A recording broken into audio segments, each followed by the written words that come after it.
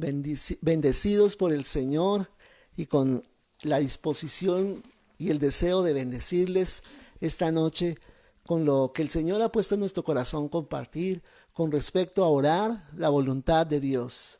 Aleluya. Gracias le damos al Señor. Oremos a Dios y pongamos este tiempo en sus manos. Padre, bendito sea tu nombre. Te agradecemos, Señor, oh Dios, lo bueno que tú eres para con nosotros, Señor, más allá, Señor, de lo que realmente cada uno mereceríamos, Señor. Y tú tienes misericordia de nosotros y traes a nuestras vidas tu favor, traes a nuestras vidas tu gracia, tu mano está sobre nosotros, Señor, y qué bueno, Padre Santo, contar con ese amor y ese respaldo tuyo, Señor Jesús. Queremos poner este tiempo en tus manos, declarar que tú eres primero, declarar que tú eres el Señor en medio de nosotros, Padre. Enséñanos a orar. Te pedimos lo mismo que los discípulos oraban a ti. Enséñanos a orar. Te pedimos que nos enseñes a tener comunión con el Padre y a entenderlo, a entender un poco más la manera en que se mueve el Padre, en que entiende el Padre en cuanto a su voluntad para con nosotros, Señor. Te amamos, te bendecimos, Señor, y queremos escuchar tu voz, Señor, en esta noche con tu palabra, Padre. Gracias te damos. Gracias, Señor. Bueno, estamos viendo algo muy importante con respecto a la oración y vemos, hola. Hola, ¿es el milagro de verlo? Y lo que estamos viendo en este tiempo es lo importante que es que Dios sí quiere que nosotros pidamos, ¿no? Él quiere que nosotros pidamos. Veíamos en la tarde 3 razones por las cuales a veces no queremos pedir, no queremos orar. A veces es la indiferencia, a veces nuestra incredulidad o a veces es la decepción de que no, en otras oportunidades oramos y no pasó nada. Entonces como que decimos no, ¿para qué lo seguimos haciendo, no? Entonces son cosas que de pronto tenemos que cambiar, ¿no? De nuestra mentalidad hacia el Señor y acercarnos a Él creyendo. Pero esta noche queremos hablar sobre 2 razones para orar, ¿no? Y realmente esas 2 razones se centran en 2 atributos del Señor. Uno es la soberanía de Dios y el otro es la inmutabilidad del Señor. Esa palabra parece como muy extraña, pero sencillamente significa que Dios no cambia, ¿no? Dios no cambia, sigue siendo el mismo. Pero en esas dos áreas, o sea, esos 2 atributos de Dios, Sí. se tiene confusión, ¿no? Entonces, como que en esa parte, al momento de orar, como que no entendemos realmente entonces cómo oramos, ¿no? Entonces, cómo nos acercamos al Señor. Entonces, definiendo así de una forma lo más sencillo posible, ¿qué es la soberanía de Dios? Decimos, la soberanía de Dios es la supremacía de Dios. ¿Qué quiere decir eso? Que Dios gobierna sobre todas las Sobre cosas, todo, ¿no? es el Sobre creador todas las también. cosas, ¿no? Que Él es el creador del universo. Exacto. Entonces nosotros interpretamos la soberanía de Dios como que Dios va a hacer lo que quiera, ¿no? O sea, por encima de todo, cueste lo que cueste, digan lo que digan, Él va a hacer lo que Él quiera, ¿no? Y esa explicación, en cierto modo, tiene razón, pero en otro sentido no la tiene, ¿no? Entonces, si pensamos de esa manera, entonces decimos, bueno, si Dios va a hacer lo que Él quiera, ¿no? Si Él va a imponer su voluntad, entonces ¿para qué oramos, no? ¿Para qué ¿Para qué pedimos? tratamos de cambiar esa voluntad si Dios es Dios y hace lo que quiere, ¿no? ¿Si has oído a veces como esa actitud en las personas? Mucho, mucho. Entonces es erróneo, ¿no? Eso es algo equivocado. Exacto. Leemos una cita ahí en Mateo 6:31 y 32 para que lo tengamos presente. Pues es una cita muy conocida, antes de la famosa cita, más buscad primeramente el reino de Dios y su justicia. El 31 y el 32 dice, no os afanéis, pues diciendo, ¿qué comeremos? ¿Qué beberemos? ¿O qué vestiremos? porque los gentiles buscan todas estas cosas. Pero, dice ahí el versículo, vuestro Padre Celestial sabe que tenéis necesidad de todas estas cosas, ¿sí? Entonces nosotros a veces malinterpretamos esa cita bíblica y decimos, Él ya sabe lo que vamos a pedir, entonces ¿para qué lo pedimos? Si ya sabe lo que está en nuestra boca, pues para pedir cuál es nuestra necesidad, entonces ¿para qué oramos si ya sabe? O sea, no hay necesidad de orar porque Él ya sabe. Entonces, esa parte, en lo que está diciendo el Señor es que Él sabe que tenemos la necesidad, ¿sí? O sea, Él tiene el conocimiento, ¿cierto? Pero la soberanía de Dios no significa que va a hacer lo que quiera, cueste lo que cueste. Si es la voluntad de Dios, sucederá, algunos dicen, ¿no? Pero eso no es verdad, ¿no? O sea, como diciendo, ¿ya qué? ¿No? El Señor ya sabe qué es lo que va a hacer, entonces, ¿para qué oramos? ¿No? Y algo que hay que aclarar aquí, para entrar ya a ser mucho más específico, es que la palabra voluntad significa el deseo, ¿no? El deseo de Dios. ¿Cuál es el deseo de Dios para nosotros? Entonces, cuando, por ejemplo, una persona está en su agonía de muerte, ¿no? Él expresa su último deseo, ¿no? Y lo expresa en algo que se llama el testamento, ¿cierto? Este es mi deseo para la heredad que estoy por dejar, entonces esto es lo que quiero yo que pase con mis bienes, que pase con mis posesiones, ¿cierto? Entonces Dios también expresa un deseo, ¿cierto? Él expresa su voluntad, ¿sí? Entonces, ¿cuál es ese deseo del Señor?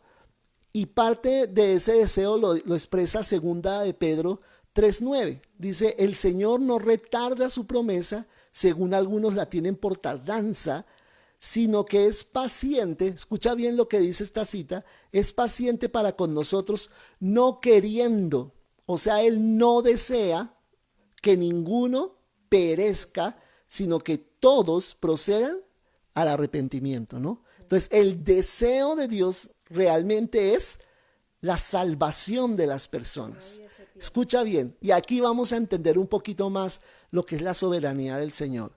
El deseo de Dios es la salvación de las personas.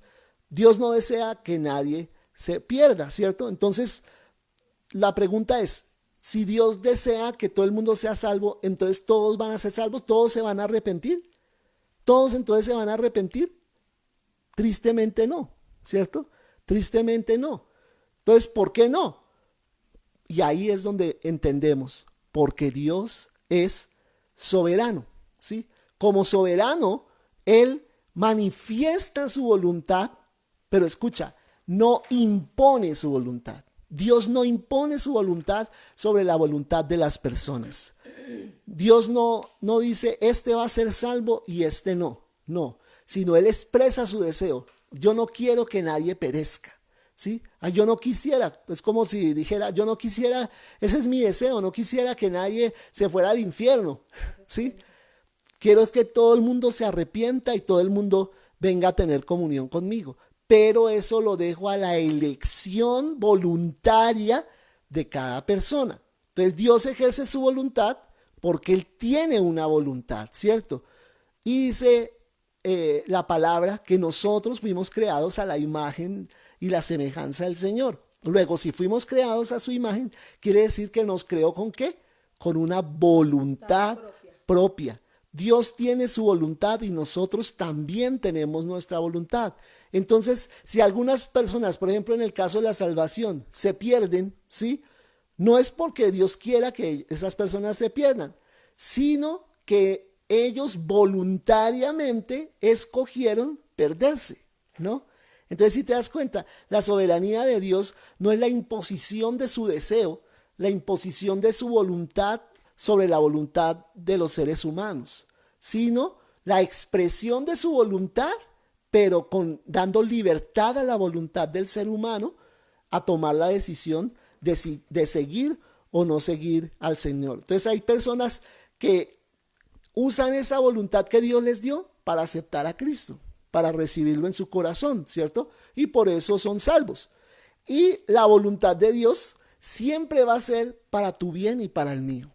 Amén. Siempre, siempre él va a querer, él siempre inclina su voluntad, como decíamos en la tarde, en lo que nos va a beneficiar, ¿no? En lo que es bueno para nosotros.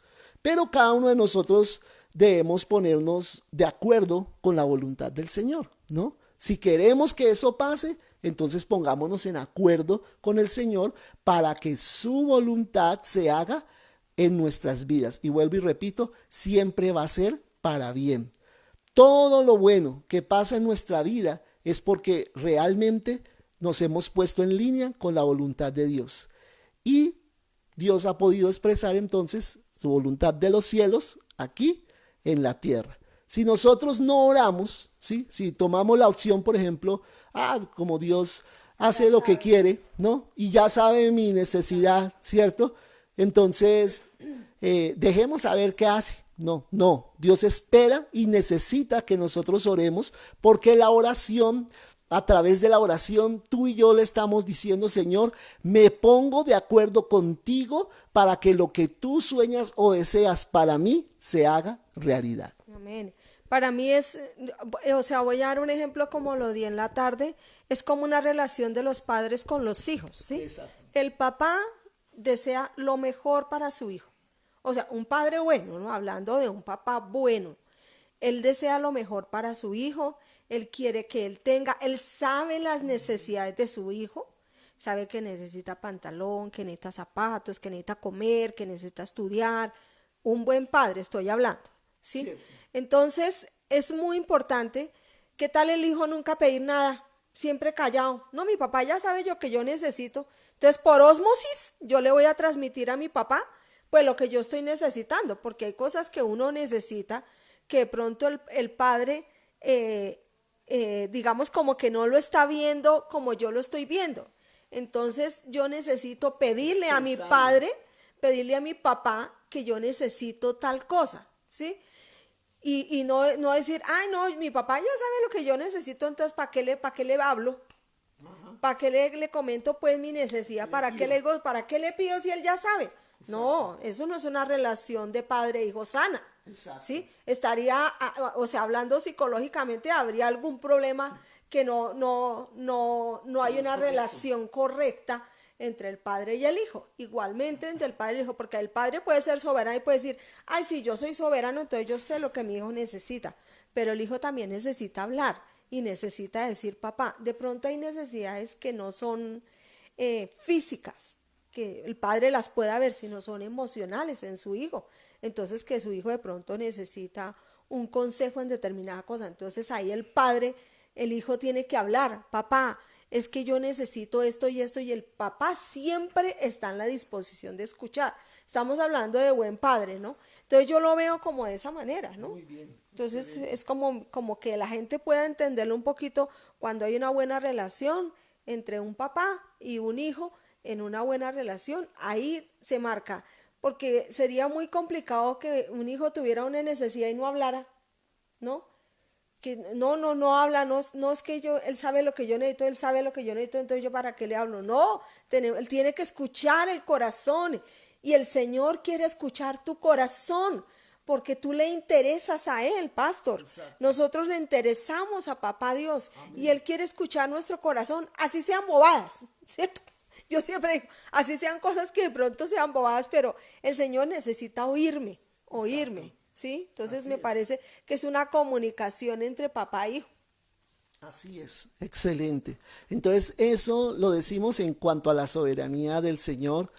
Él no va a imponer su voluntad, la va a expresar. Siempre va a estar muy clara en la palabra, siempre va a estar muy clara para nosotros la voluntad del Señor, pero en ningún momento la va a imponer. Como dice muy bien mi esposa, en este ejemplo, en lo natural que vivimos con nuestros padres o nosotros como padres con nuestros hijos, queremos lo mejor para ellos, ¿no? Siempre vamos a querer lo mejor para ellos, pero expresamos lo que queremos, mas no lo imponemos. Es como el padre que quiere de pronto que su hijo se realice profesionalmente, pero otra cosa sería que un papá le impusiera, tú vas a ser médico, tú vas a ser es abogado, yo no quiero que seas algo diferente. Y eso no es correcto, ¿no? Imponer entonces mi deseo sobre el deseo de mi hijo, simplemente porque no estoy de acuerdo en lo que él desea que quisiera estudiar, ¿sí? Entonces de ese modo yo veo como la soberanía del Señor. Él tiene un deseo en su corazón, pero nos da la libertad para decidir de acuerdo al deseo también de nuestro corazón.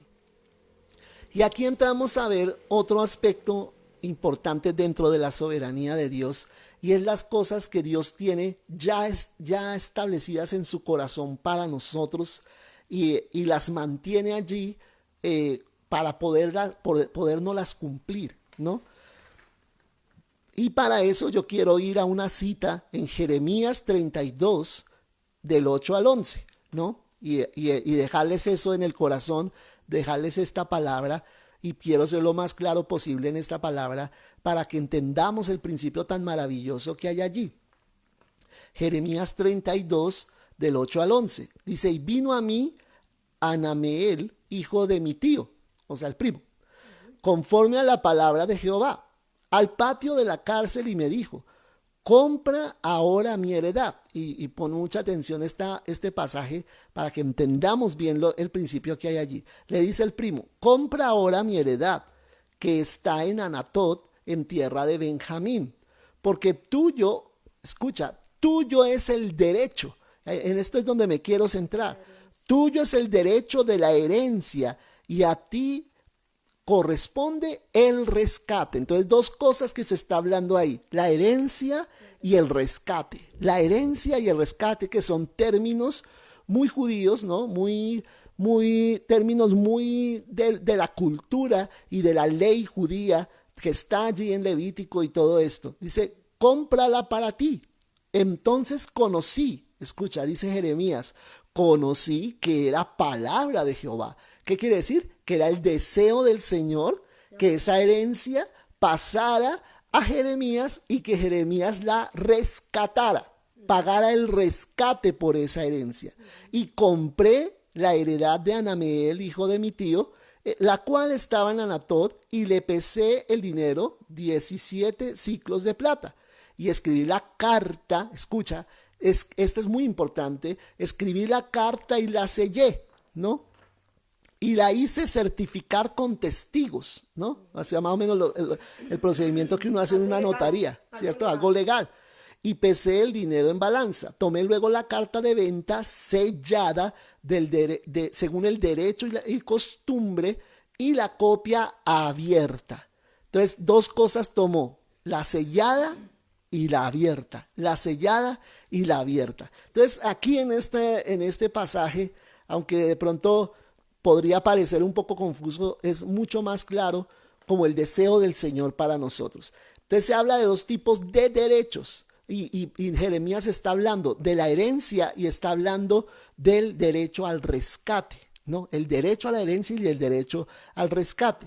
Entonces hay dos escrituras que dice ahí al final, una que está sellada y otra que está abierta. Entonces vamos a pensar que el papá de Jeremías murió, ¿cierto? Y su tío le compró la tierra a su mamá para poderles ayudar económicamente porque había fallecido el papá de Jeremías. Entonces el primo le dijo que comprara el campo, ¿sí?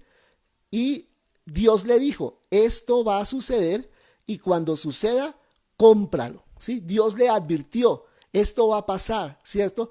Porque en ese tiempo, recordemos todo lo que es el jubileo y todo lo que cuando se vendían las heredades, en el año del jubileo volvían a manos de los dueños reales, ¿no? Entonces, Jeremías tenía todo el derecho legal de volver a adquirir la herencia que le correspondía de su papá, ¿cierto?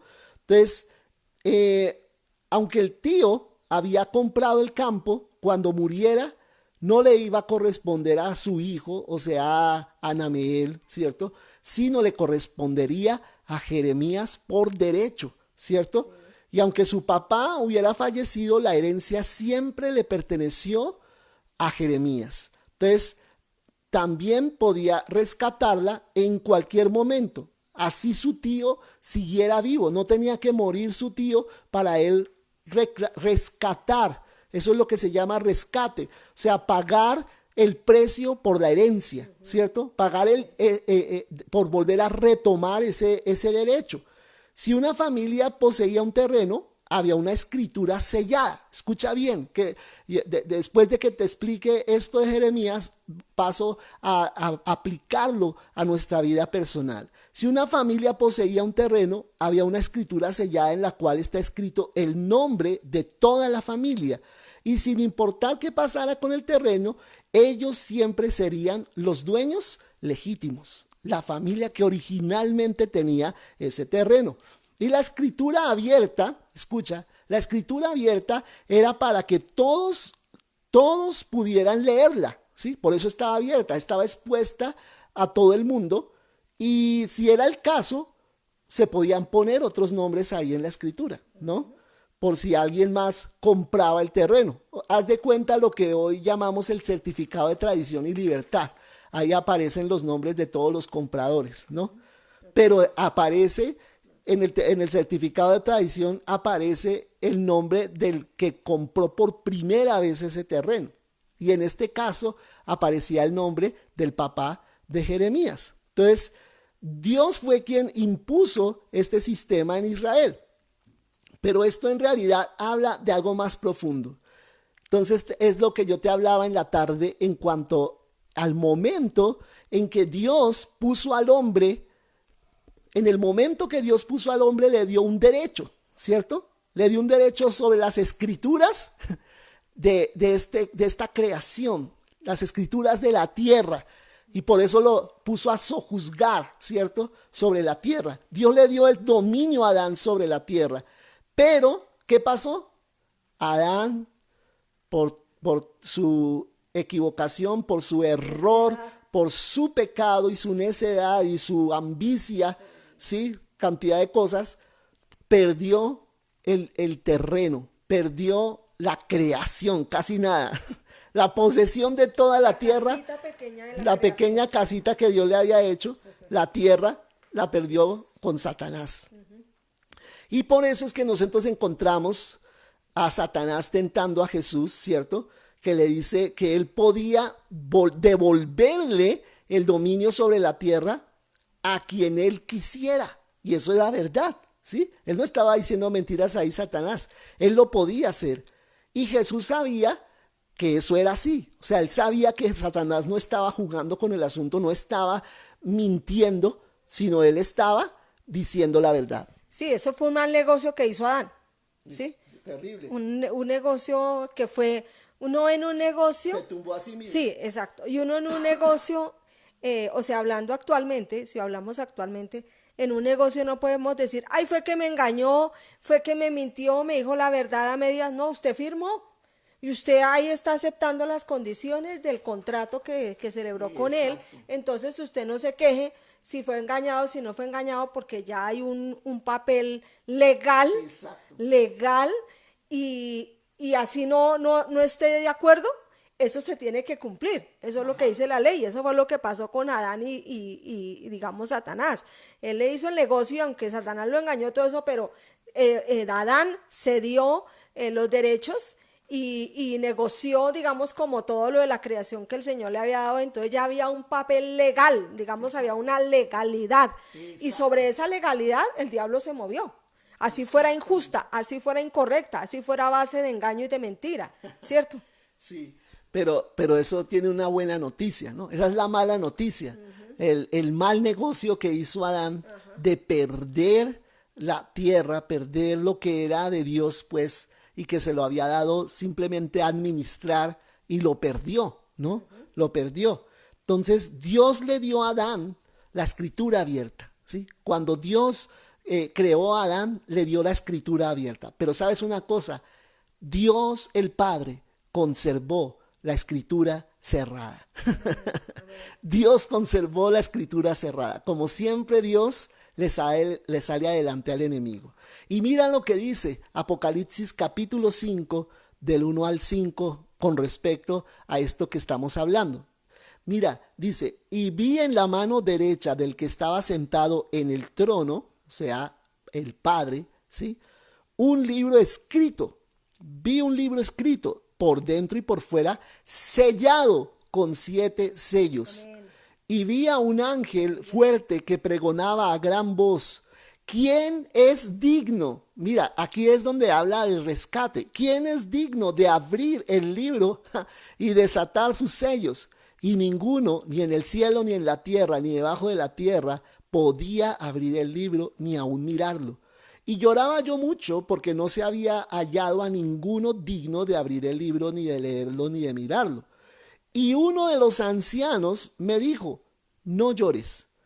He aquí que el león de la tribu de Judá, aleluya, la raíz de David, ha vencido para, escucha, ha vencido para abrir el libro y desatar sus 7 sellos. Qué tremendo. Entonces, aquí ya está hablando es de la escritura cerrada. La escritura cerrada la tiene el Padre.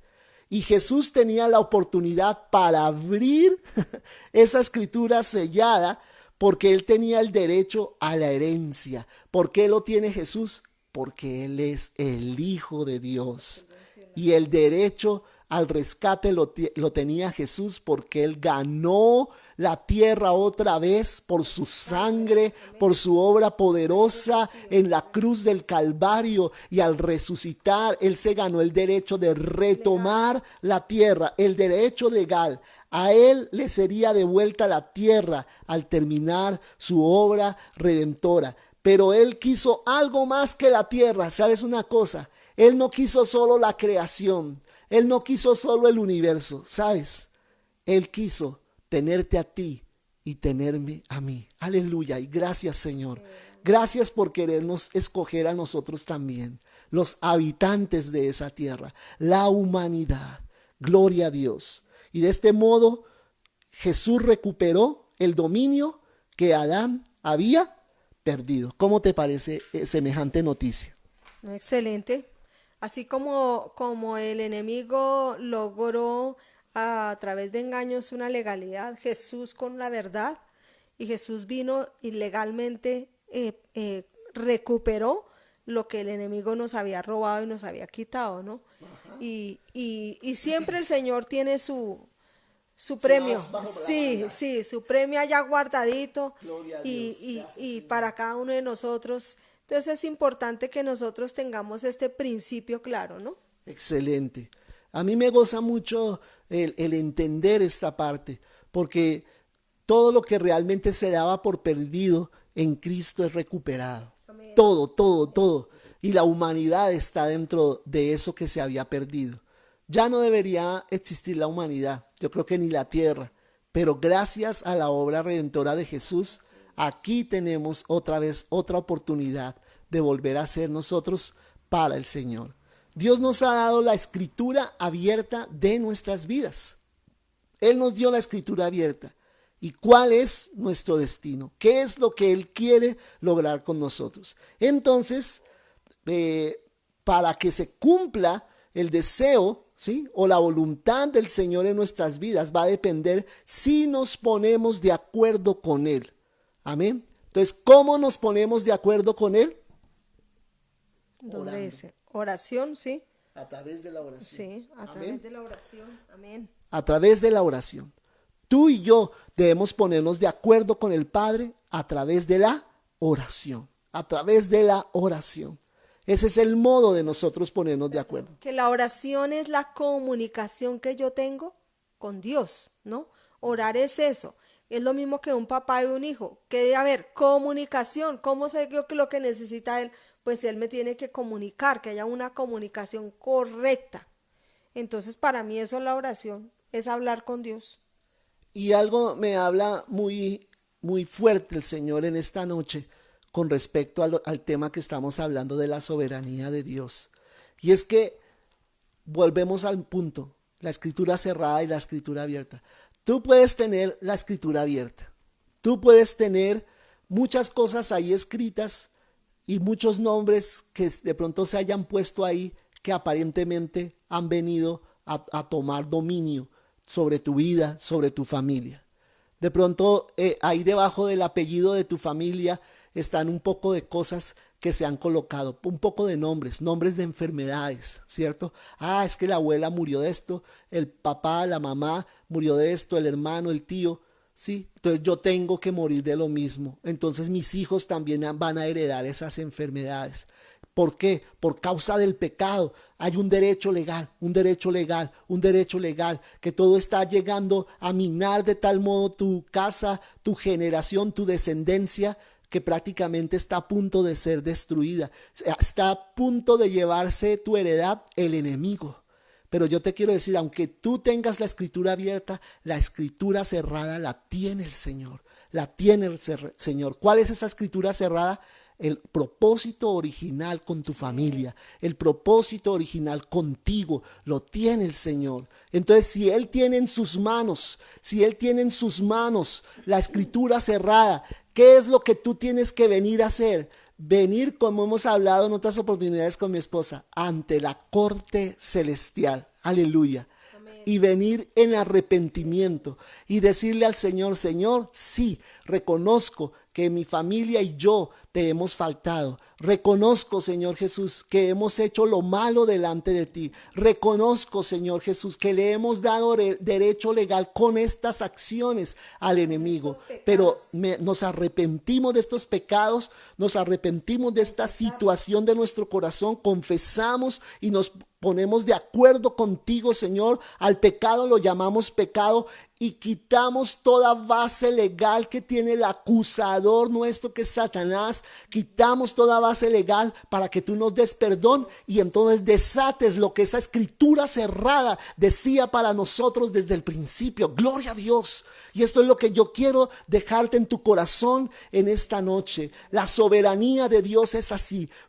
¿En qué consiste la soberanía de Dios? El deseo bueno de su corazón para ti. Pensamientos de paz, pensamientos de bien son los que tiene Dios para ti desde el principio. Antes que nacieras, antes que fueras formado, Dios escribió debajo de tu nombre una cantidad de cosas hermosas que iba a hacer contigo y por ti. Así que este es el tiempo de venir a deshacer todas esas cosas en Cristo, deshacer todo lo que el Señor a través de su obra deshizo, las obras del diablo, para que entonces se active lo que la escritura cerrada dice que te pertenece a ti. Amén, amén, amén.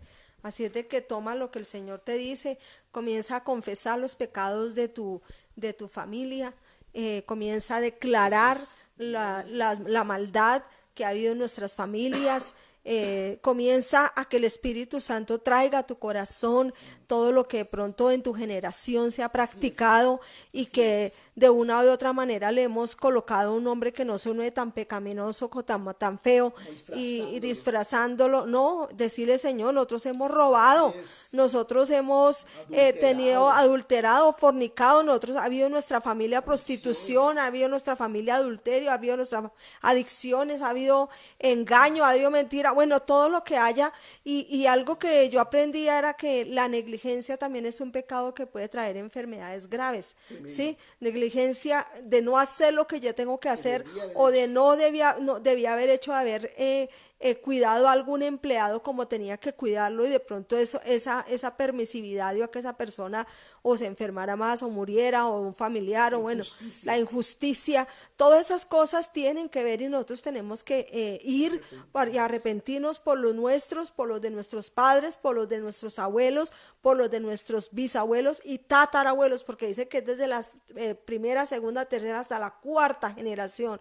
Y lo que el Espíritu Santo te traiga a memoria. No, porque de pronto uno ni se le ocurre algo, de pronto en la oración el Espíritu Santo comienza a traerle cosas y trae ese arrepentimiento y declara: yo vengo ante la corte celestial y te pido perdón, Señor, por mis pecados, por los pecados de mi padre, de mi madre, de mis hijos, de mi esposo, de mis abuelos, de mis bisabuelos, tatarabuelos, y comienza a declararlo. Y Señor, ante la corte celestial yo declaro, Señor, que eso es cortado, y declaro, Señor, que yo soy libre, y declaro que mis hijos son libres de todo lo que se esté manifestando actualmente: depresión, angustia, ruina, porque todo eso tiene una causa.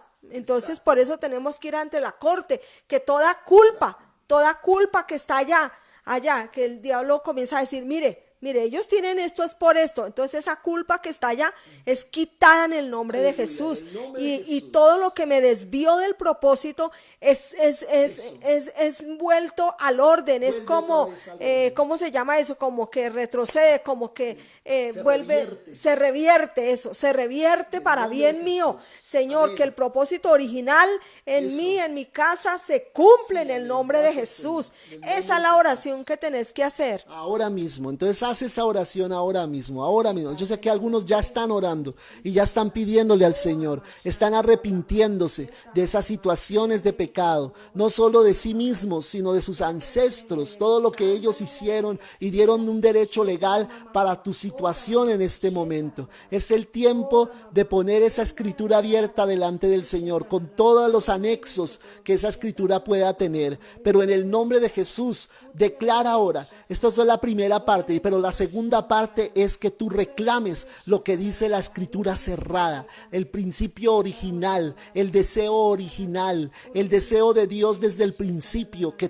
tuvo contigo y tu familia. En este momento reclámalo en el nombre de Jesús, Señor. Ahora que me he arrepentido, ahora que he traído mis pecados delante de ti, ahora, Señor, que me he puesto en la brecha por mi familia, ahora que he reconocido mi pecado, Señor, oh Dios, y que creo, Señor, que por tu sangre mi familia ha sido rescatada. Tú pagaste el rescate. Ahora, Señor, en el nombre de Jesús, vamos, dilo, en el nombre de Jesús, yo reclamo lo que para mi familia le pertenece, lo que a mi familia le pertenece. Ahora reclamo esto, Señor, con base a la justicia en Cristo, con base a la justificación que el Señor hizo por nosotros, que llevó todos nuestros delitos y pecados. Ahora yo reclamo, Señor, lo que esa escritura original sellada dice para mí, dice para mi esposa, dice para mis hijos, dice para mi